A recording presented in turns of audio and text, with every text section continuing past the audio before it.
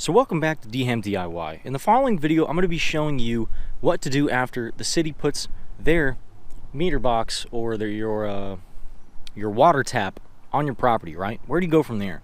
Well, usually cities will have certain ordinances in terms of what to do and what not to do. Generally speaking, you can't really use the cities. You can't even go in here. I'm going to open it for demonstration purposes, of course. So, what they have, they have their 3/4 inch polyethylene or PEX pipe, the black, really high rated PSI pipe going in, and then, they got a valve, 90-degree angle valve, they got the meter, and in here you can see the water meter. That's where they read it. I guess, certain municipalities may have electric, where they drive by and then just get the reading, something like that. But yeah, they'll do it manually too, where they just go in and check your water, how much you've used or whatever, at least to the best of my knowledge, right? I'm not a plumber, I'm just an idiot. So take it as it is, right? Anyway, and then also they're going to give you a check valve as well, or a backflow preventer on there. So this is what we're going to be connecting to. What I'm going to do is put in my own box, being that I can't really use the cities, and they make you put your own backflow preventer as well. So what I did, I just dug a trench, and it's not quite deep enough. I'm wanting to go down about a foot. Usually you have to check your local area and find out what your frost level is. Mine, I think, was about 10 inches, so going down a foot should be just fine. And they didn't even go down that far. You could see the meter, how that was probably, you open up that box, it's probably 4 or 5 inches from the ground. And I guess that gives it some insulation, the box, whatever. But anyway, I think, a foot will be fine, especially because I'm going at 5 feet. All I'm doing is putting my own valve and my own backflow preventer, or check valve. That way, it's just it's multiple layers of security to where if theirs breaks, the water main isn't just flying everywhere. And, the likelihood of something happening is greatly increased if... The likelihood of something happening is greatly increased if there's only one. So having my own valve that I use every day is good. And then if that breaks, then we have the cities to mess with. But, generally, you're not even supposed to go in it. So yeah, I dug out an area for my own box. Let's show you the materials here, what we got, what you're going to need for this project. So, I'm going with the shark bite stuff. It is what it is. You don't have to do that. You can just crimp it, and all that stuff with a hose barb or whatever. But I think this will work fine. This stuff is rated to go underground, believe it or not. A lot of the shark bite stuff, lead-free. I think it's stainless steel and maybe a nylon,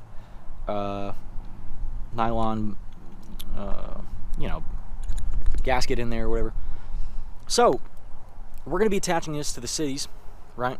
3/4 inch female screws onto that male part of that backflow preventer they have, and from there I'm going to run the 3/4 inch black polyethylene tubing. I got 100 feet right there. From that, I'm going to run it over to this other shark bite about 5 feet away, right?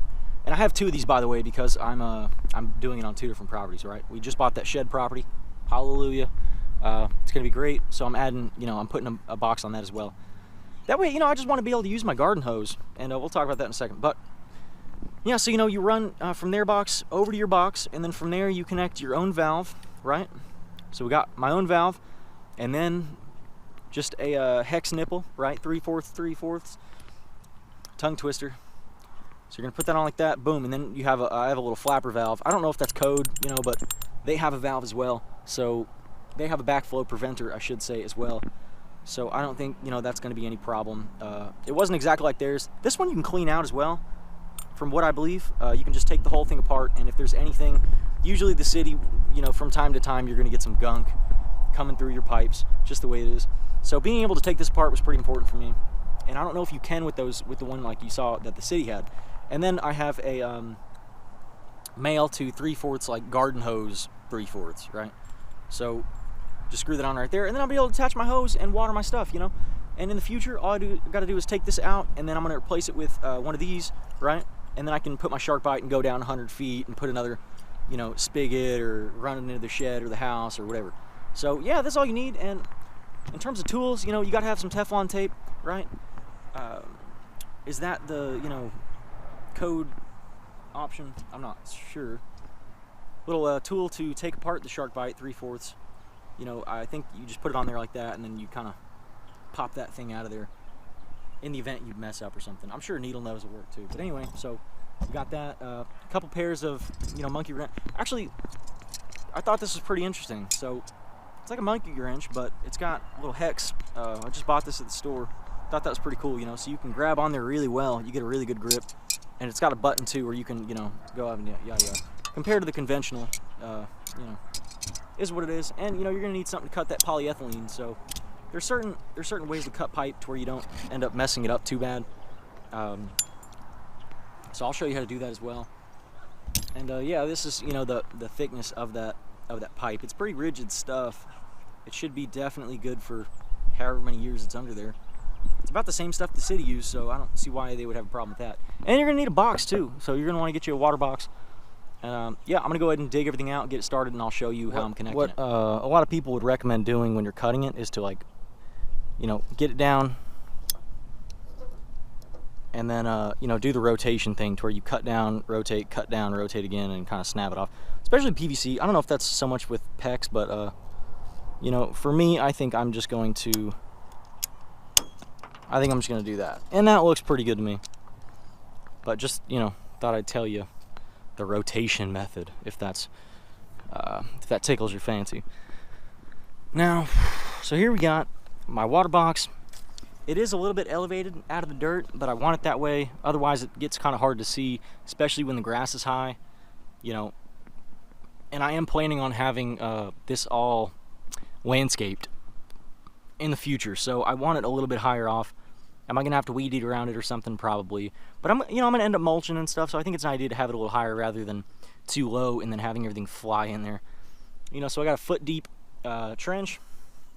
All we're gonna do now is connect this polyethylene pipe in here without getting any dirt in it. Let's go ahead and set it up there so we don't mess it up. Okay, I had to click that in off camera. It was just too hard to do with one hand. But essentially, all I did was just pop that. I just popped this pipe into the shark bite connection, and now I think that should be good. We'll check and make sure that's leak proof here in a minute. Let's go and connect the other side now, our dealy dal here, and I should be able to do this one on camera. You gotta make sure that thing's in the center here, and then you're gonna just pop it on.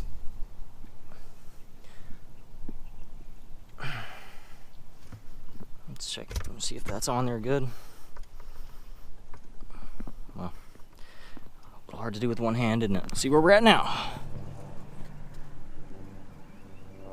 Okay, so that's looking really good. That's looking really good. No leaks, nothing dripping. Okay, and then let's go over here to the other side and check out what's going on. And the only way you're actually going to be able to check everything past the valve would be to hook up, like, you know, your garden hose or whatever. And, you know, obviously there's better ways to do this. There's way better ways to do this. You could get a male to female check valve and then have this one as a shark bite valve, to where, you know, you just plug in that directly to the valve, and then this check valve screws in directly to that shark bite valve, the check valve would. And then you could even probably find a valve that's male to garden hose female or something, you know. But like I said, I'm going to be able to put my polyethylene pipe directly on this later, and then I'll run that all the way over to the shed. And then from there I can put another spigot, or, you know, run a line over to the greenhouse or something like that. So this appears, oh, do we have some drippage? Let's see, I'm going to watch that. I think that was just residual water. Residual. Probably shouldn't rotate that back and forth either, but yeah, I don't know about that. Let's see.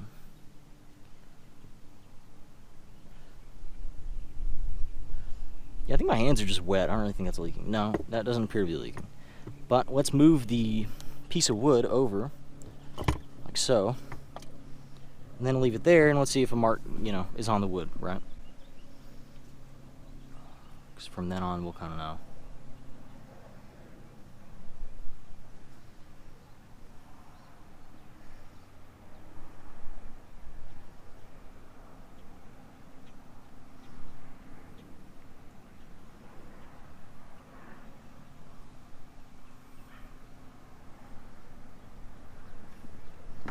Yeah, see, okay, I let that sit for a minute and I'm not seeing any more water. So I think that is indeed adequately put on there. So that's it. You know, let's go ahead and backfill it, and then let's go ahead and backfill it. All this area right here, because the pipe's going to stay there no matter what. You know, worst case scenario, I have to just take off the shark bite and finick with the stuff inside of the box, which is no big deal. So yeah, I'm just going to put the dirt back, and then, you know, you're good. You could probably, what would recommended, I mean, obviously there's a water line running between these two boxes. That's kind of, you know, obvious if you see that there's two boxes here, but, you know, I'm sure they make some sort of, I've seen, you know, the caution tape you could bury under that as well. I probably will do that definitely when running it down there, because there's a lot of guesswork, but this is just so obvious for me, or for anyone really, I think, that there's a water line right there, you know. So yeah, I'm going to do this to the other property as well, and I'll probably bring you around with that one too, in case I, you know, just in case I find something that hasn't been found before. So we're on the shed property now, and we have our other meter. We're going to go and show you in here what it looks like. Now these threads were a lot dirtier, and this is something you're going to, you know, probably have more of a familiarity with when you're doing yours. It's going to be some dirty, you know, water meter. This whole thing was filled with mud. I had to dig it out, clean this off. You know, I cleaned the threads as best as possible with what I had at the time. So, you know, some napkins and water. That's about all we're going to get out of that, which is fine. We dug our hole about 5 feet away, put our other box, and we have our thing we assembled previously, right? You know, shark bite going in, valve, check valve, and then where we're going to connect the water spigot to. So all we have to do now is put some Teflon on that check valve on the water meter, and then we're going to attach the shark bite, run the poly tube, and then connect the other shark bite to the other side of the poly tube. No big deal. I'm going to go ahead and do 3 rotations or wraps of the Teflon in here on that pipe. Let's see here, make sure I get it right. I've been known to suffer from acute dyslexia, so let's see. If you're screwing that on, yeah, that's right. Yeah, we're going to do 3 rotations just because I have a funny feeling that this has corroded over time, which should make the, you know, the thing not quite right or whatever. It won't fit as good as a brand new one. Okay, so that was about 3 rotations, and it wouldn't be a Teflon wrap if we didn't mess something up on it and have to put it back in there funny. Oh well, right? Okay, so boom, that's on there. Now let's go ahead and put this shark bite fitting on.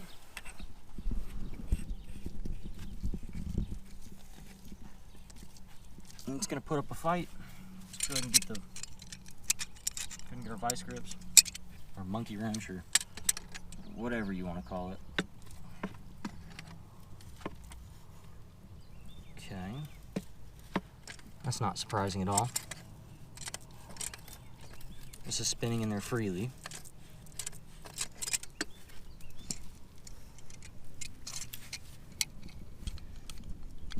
So what we're gonna have to do, grab hold of this and then spin.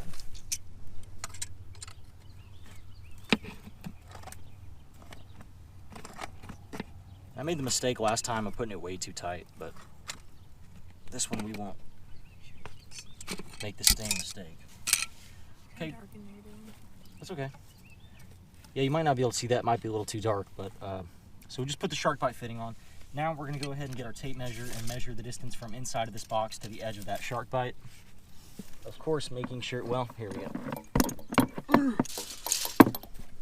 Let's go ahead and close that valve first.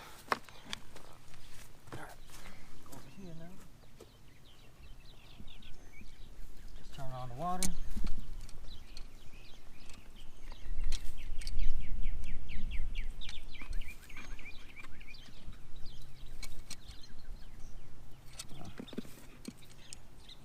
The other one was so easy, you could just do it by hand, but this one you definitely got to use pliers. It's so corroded, you know.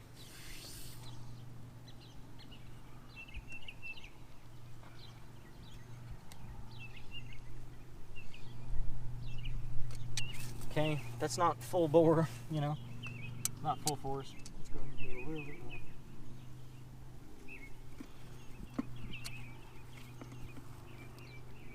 Okay, now that's just about full throttle. And yeah, no leaks. No leaks at all. That seems to be doing quite well, so that's good news. Let's go ahead and give it a shot here, poke it open. Yay! Good to blow all that extra dirt and everything out of that pipe.